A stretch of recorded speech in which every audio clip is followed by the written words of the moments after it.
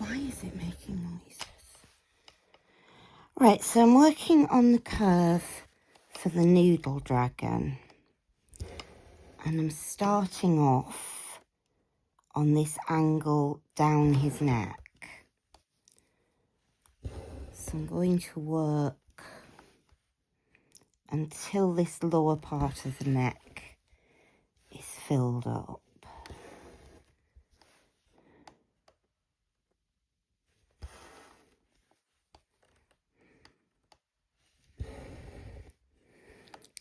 So I'm just going to work my way back up by filling out this curve here a little bit, where it dips down. Remember what I said about pulling it back if you need to. And that's pulled in a little bit there, so I'm just going to adjust that.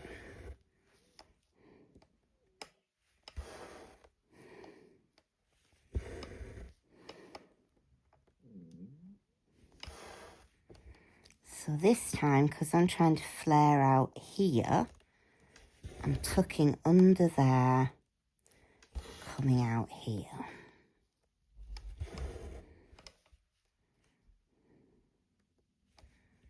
Oops. Tucking under there, pulling this back again because it's spread, coming out here. Tucking under there. Don't be mimsy and faint-hearted when you're tucking things under. Be really aggressive with it.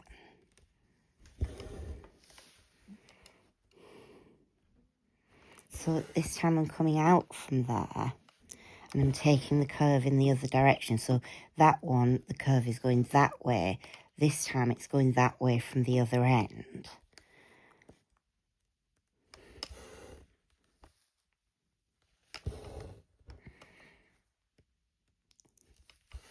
So I'm going a little bit longer on the outside edge of my curve.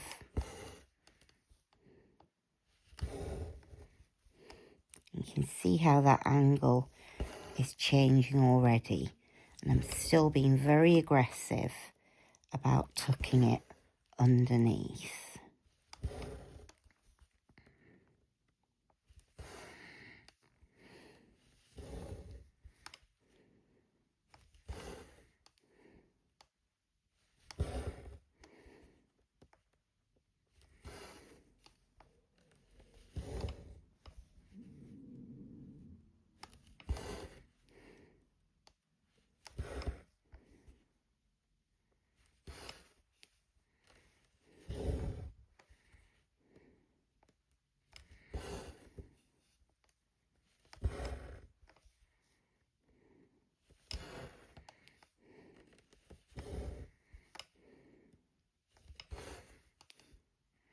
You see how I'm starting to work around this curve. It's getting a longer and longer line there.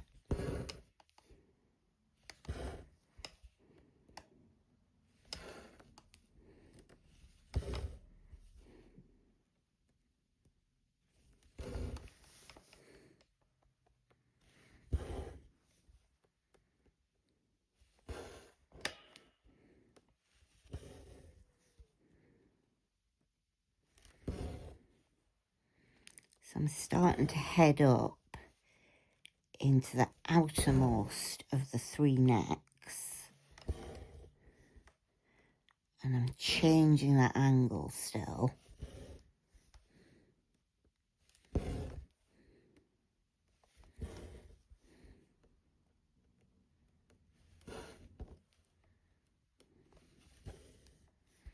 So I'm going to come out here because I'm still working up this third neck.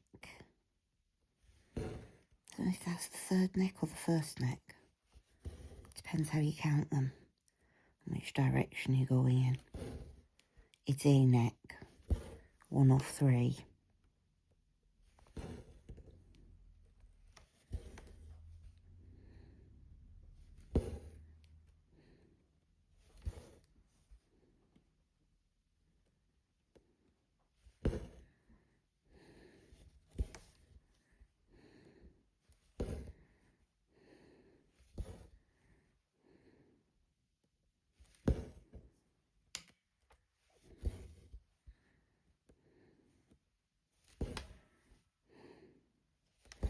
So I'm pretty much going straight up at the moment.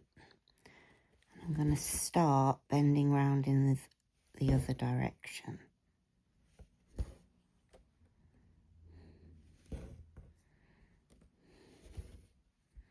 I have to stop in a minute and get some more thread.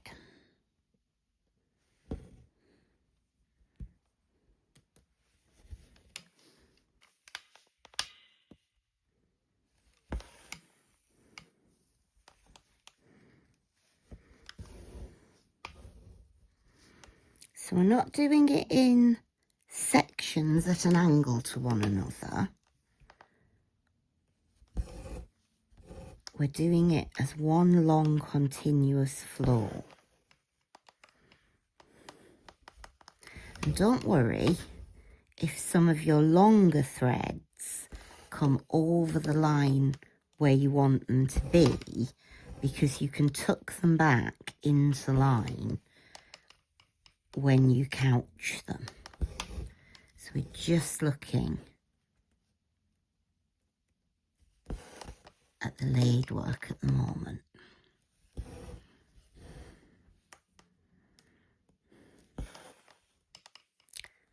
So I'm nearly finished with this neck.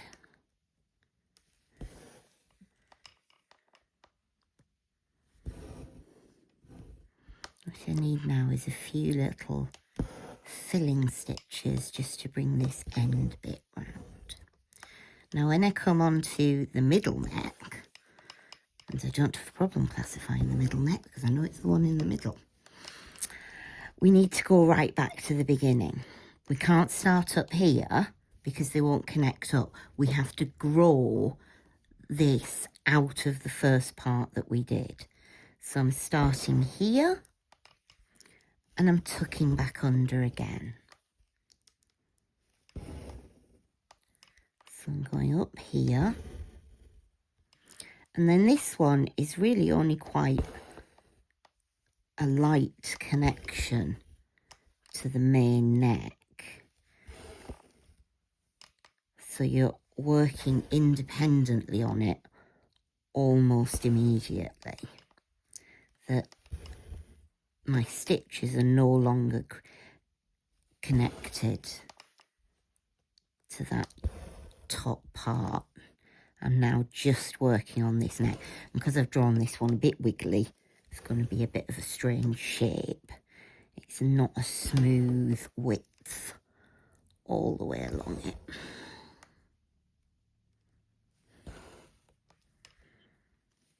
But you can see I'm still changing angle with every single stitch as I bring this up here.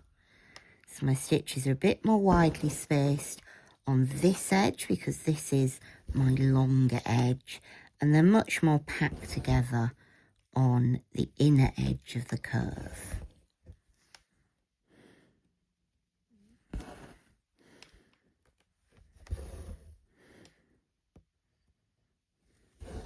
Don't worry if your edges aren't perfect, because we're going to look later at doing the outlines, and you can cover a lot of sins by doing your outline second, and you can do a lot of tidying up when you do the outline.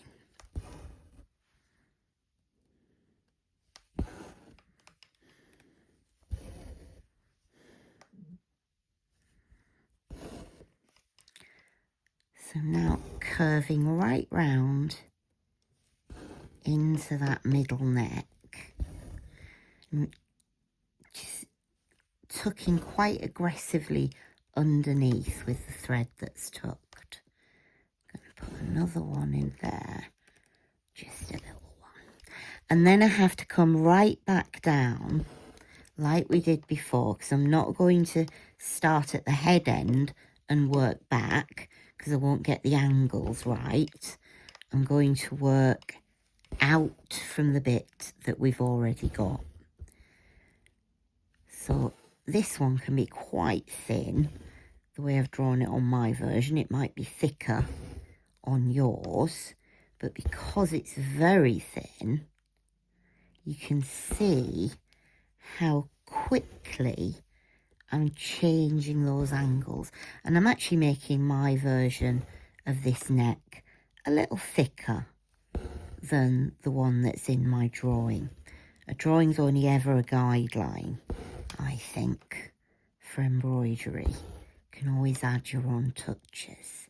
So this one curls right back on itself, which does actually work a little bit thinner.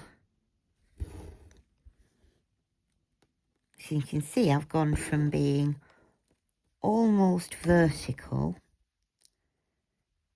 to I'm now pretty much horizontal.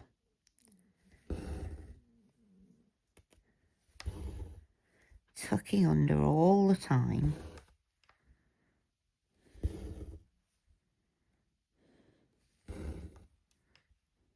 I've got quite a sharp angle there.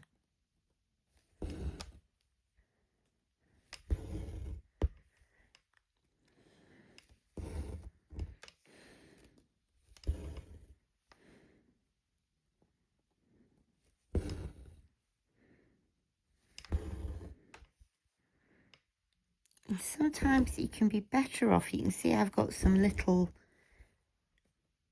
gaps appearing there. Sometimes you're better off just going with the flow and getting your curve where you want it, and then just go back and fill the gaps as a secondary thing.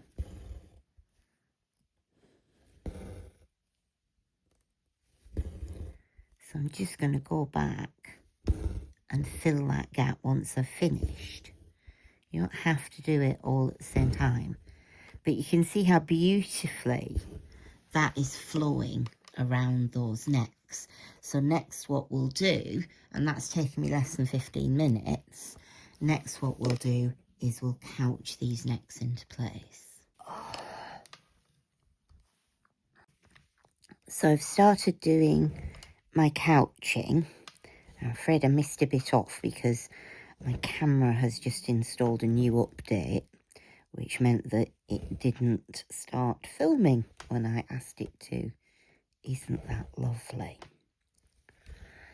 So I've worked round from the head because I had a bit of thread that I could use up. And I'm going roughly, it only has to be roughly, at right angle to the laid work. So because the laid work is curving round one way, the couching has to curve another. And the neck there is so narrow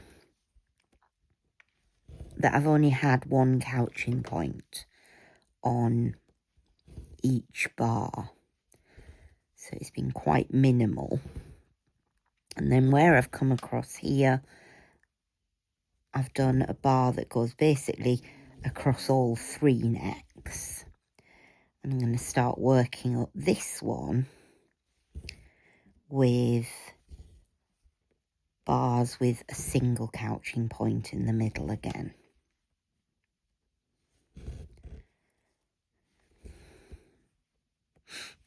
There's not really any point in trying to have more than one. These are fairly straight though, so there's not a lot of curving at this point. The main curve on this middle neck comes right at the very end where it bends around.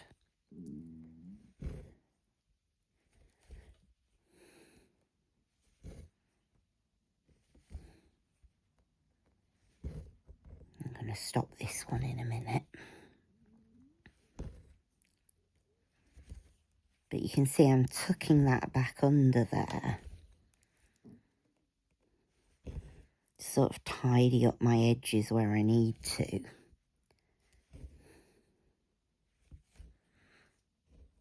My thread's come undone. So I'm starting to move this around in line with the couching.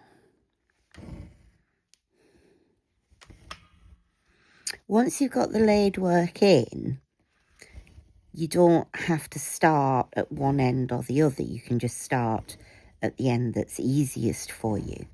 It was just when we were doing the laid work, because you want it to blend quite seamlessly, that you need to go back to the origin point and split off from what you've already got there.